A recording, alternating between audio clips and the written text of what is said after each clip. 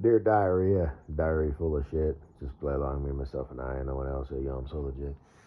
You know, I was thinking I'm probably gonna go to the Chinese food place today and order enough food where they give me at least two fortune cookies, which should be easy.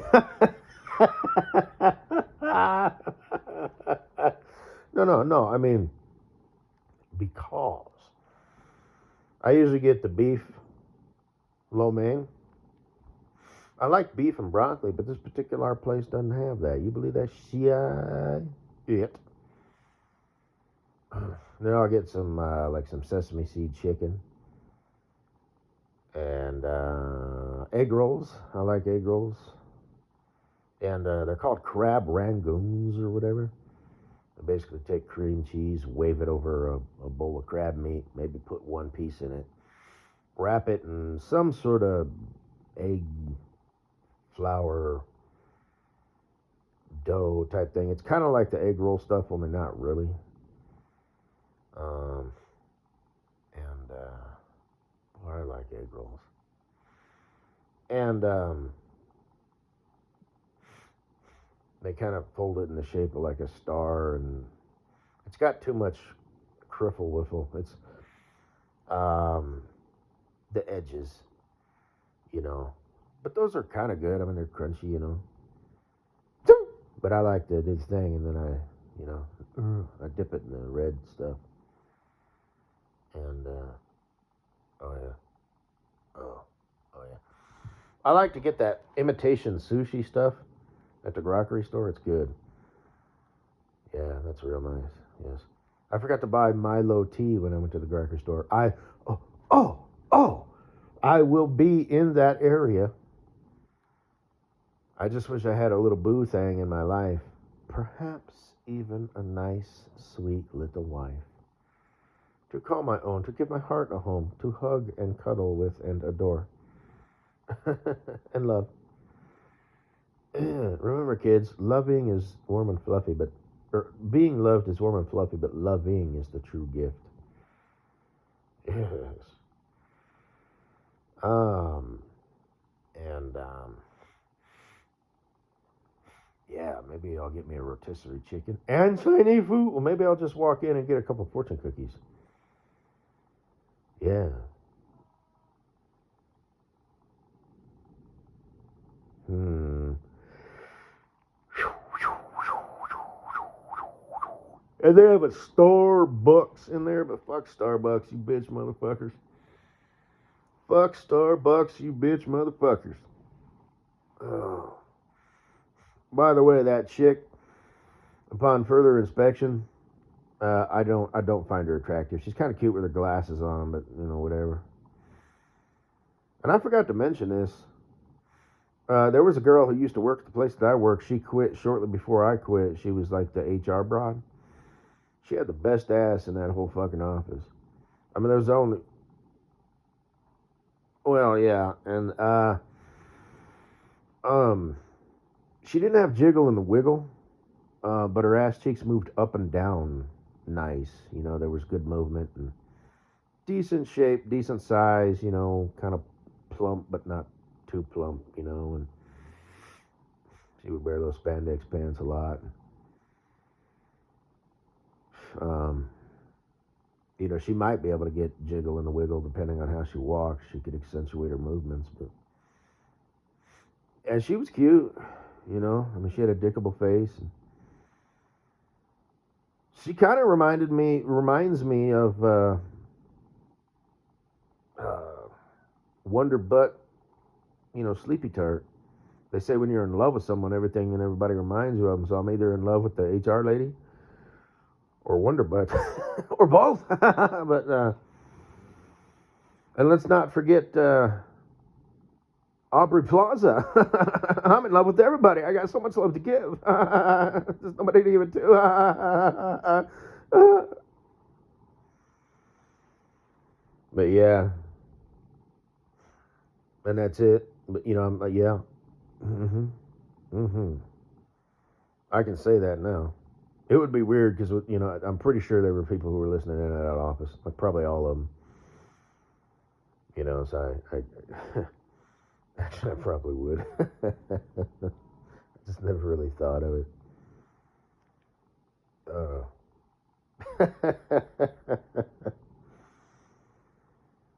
I mean, be reasonable, but you fuckers are the one listening in. I mean, but the world's kind of fucked up. That's why we happen to know you have a YouTube channel. That's why I'd have to like keep it, what's the word, ambiguous. Like you don't know who the fuck I was. Really? Get over yourself, people. You know. But it just doesn't matter. And if you're in a position of authority, be it a cop or a manager, once you've made that decision, that you need to talk to someone, it's real easy to just stick to it. And it's like you can. It's not just you doubling down and it's like, okay, we both know you're wrong. This is just the thing. Even if you've got a point, they've still got the, well, still, you know what I mean? And that's just part of being a manager. If you've made the choice to call someone into your office, you are right. They are not going to say anything that's going to change your mind unless you're the world's worst manager. But anyway. So, but yeah, ooh, fuck. God damn, she could get them ass cheeks going. Oh. I remember one time I was walking behind her, following her lead, and she was, we were going to check out my uniform situation or something. I was just walking behind her, just down the little walkway. I was like, I'm a happy boy. Mrs. Butthead, I walked behind her for a bit, and I know that sounded stupid, but, it's just, I'm a follower. I'm a bitch. I know where we're going, but I'm not going to lead the way. I'm going to follow you. It's just, sometimes it just works out like that, you know what I mean? So, but she had no jiggle in the wiggle. Never did. Even before her ass ballooned up and turned into a rump. That's how I would accurately describe Mrs. Butthead's ass. It's not even a butt. It's a big rump. I mean, it was like round that one day. And, God, she was just wide that one day. She was also walking to the uniform trailer. And I remember thinking that, like both times, the one time it's like, this is new. And that one time,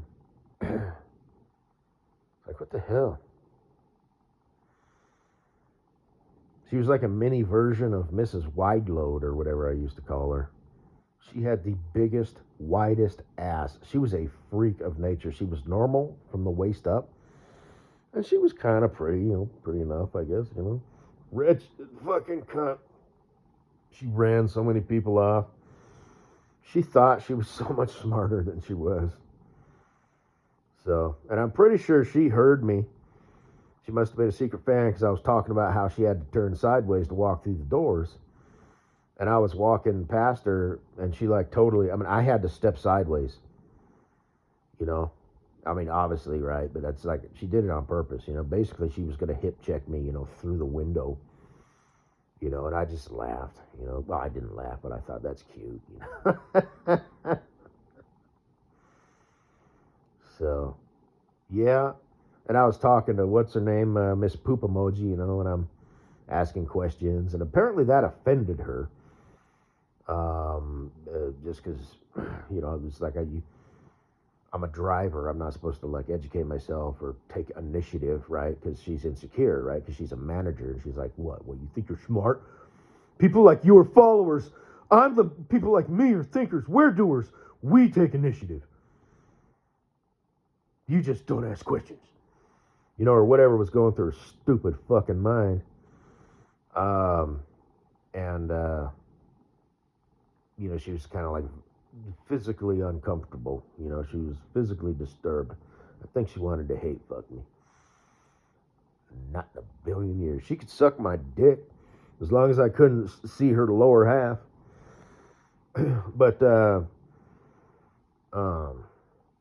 when I left, I said, "Is it hot in here? Or is it just me?" And like before I even when I said the word me. I didn't even get the E. I was like, is it hot in here? Is it just and she's like, yeah, you should probably go. Like, just like that. And I laughed, and she laughed, and I'm like, you're such a piece of shit. So, anyway. And Mrs. Butthead, it's a little miniature version of that. She was shaped like a pear. So, yeah. And she used to, if I remember correctly, she used to be kind of plickety plack. She had shape. No wiggle, no bounce. But and she was wearing some like pants that would have shown that one time. I remember. Because I'm me, right? So it's like, if you're walking away, I'm looking. I was, talking to her for a bit. And anyway.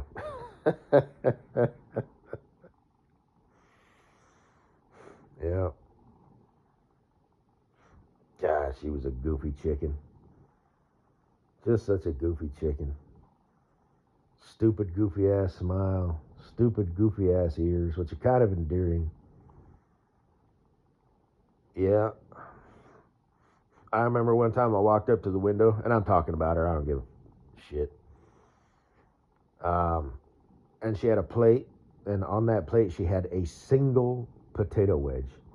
And I think that's all she had. I don't think there was any more on there. Like, that's what she started with. She probably brought it in a little Tupperware container with a lid. A single seasoned potato wedge. Warmed it up, put it on a plate. Don't eat it in the Tupperware or anything. Like I said, ladies, I'm a bachelor. I eat shit right out the skillet, the pot. Then I hand wash it and put it back. Why the fuck would I, create more dishes? That's just stupid. But she put it on a little plate and put a little ketchup on it. Yeah, Guido probably just adores her. The Gweed Steed. Look, for the reasons that I said, not to sound all weird, but I talk shit about her, but I mean, what the fuck? So, I guess I gotta admit she's kind of cute in a way, I mean, her face is cute, like in the way that a pug is cute. It's like it's so ugly, it's cute. And those ears really just, it's like, I didn't know they made people like you. The fuck. But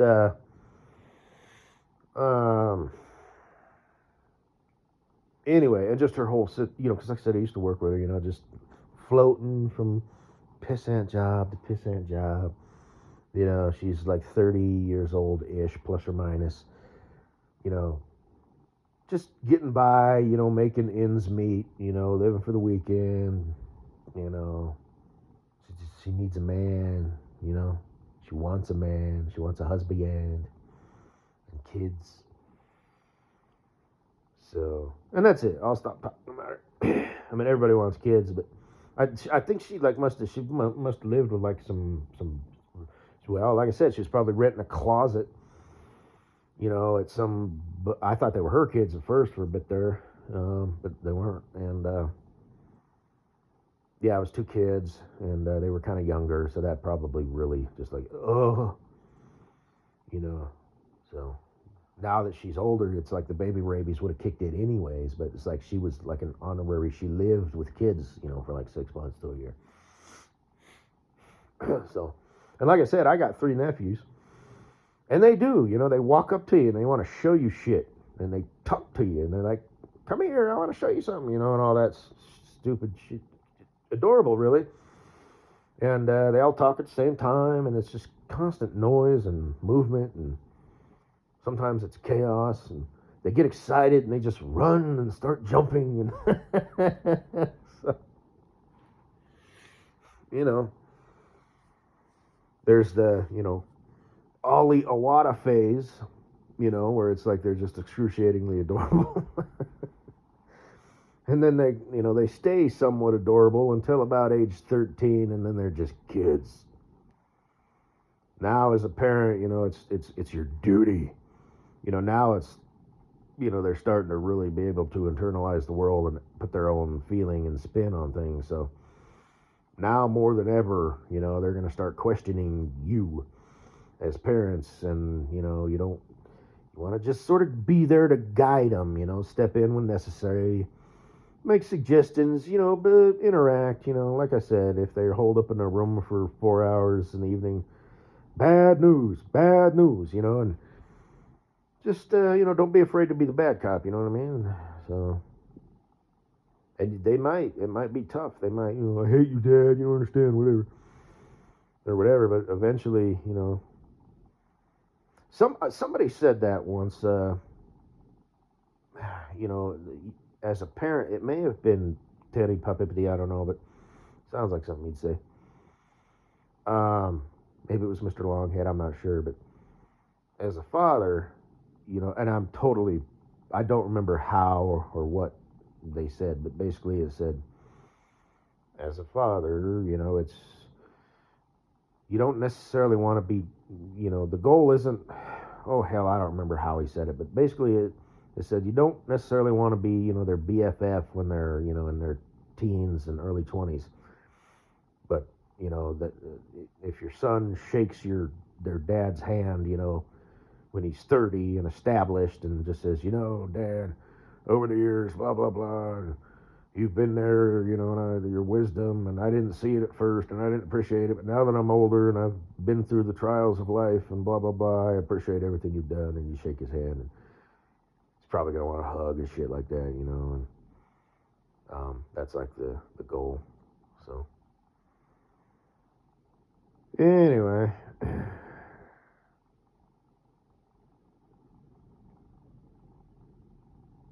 Guess that's all I gotta say, baby. Hey. My dad said that a few times over the years.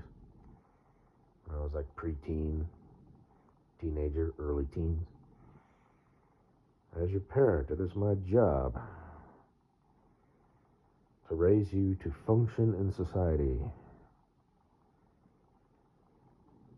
Yes. Because I was going down that path, I was that dude. I'm the guy, who would set something on fire just because he could, because he had a lighter in his pocket. And I didn't even smoke. But why? Why would you do that? Why? Well, the more complex something is, the more prone it is to malfunction and failure. So he's got an impulsivity problem, you see.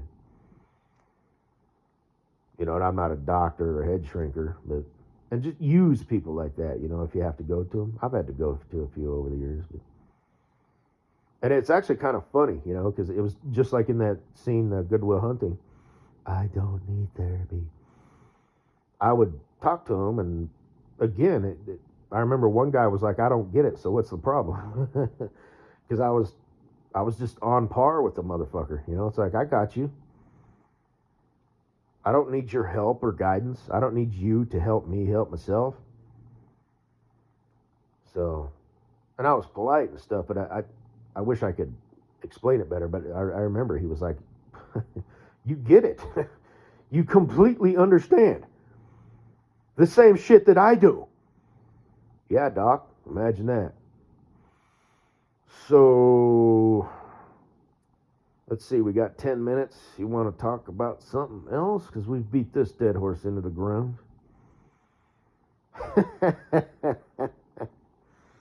Anyway, I'm so lonely.